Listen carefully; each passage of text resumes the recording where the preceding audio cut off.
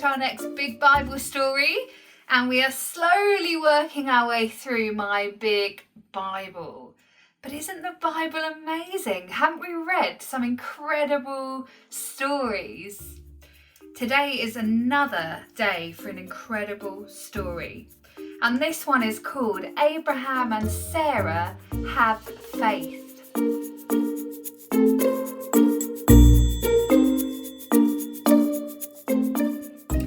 Once there was a man named Abraham. He had a wife called Sarai.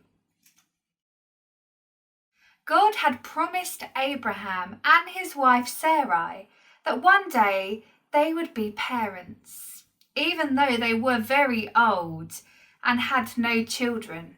I have always listened to God, but I'm not sure Sarah and I can become parents. She's 100 years old and I'm old too. God knew Abraham was confused, so one night God showed Abraham all of the stars.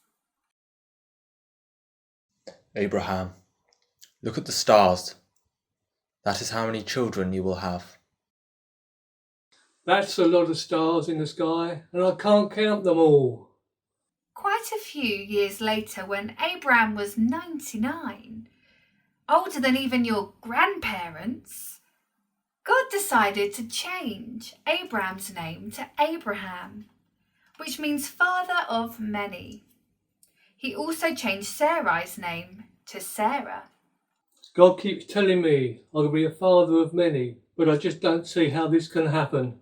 Once God had changed their names, he also told Abraham and Sarah that they would be parents and they would have a boy.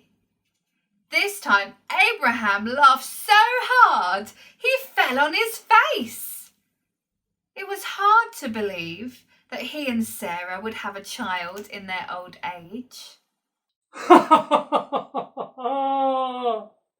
Then one day, 3 visitors came to Abraham's house. He hurried to meet them. May I get you something to eat and drink? Would you like to come and rest on my couch?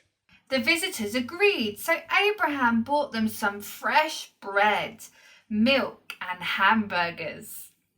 While the visitors were eating, one of them asked, "Where is your wife Sarah?" Abraham thought this was a little strange, but he replied, She's in the other room. Then the visitor spoke again and said, "This time next year I will come back and you will have a son." Sarah was listening behind the living room door. Now it was her turn to laugh. How can I have a child? I'm nearly 100 years old.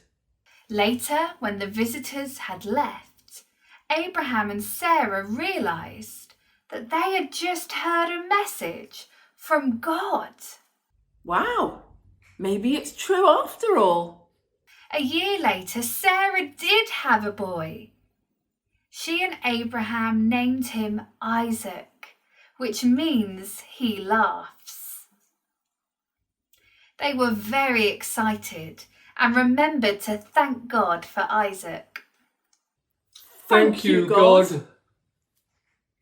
The day the baby was born was the day that Abraham and Sarah realised that nothing was impossible for God.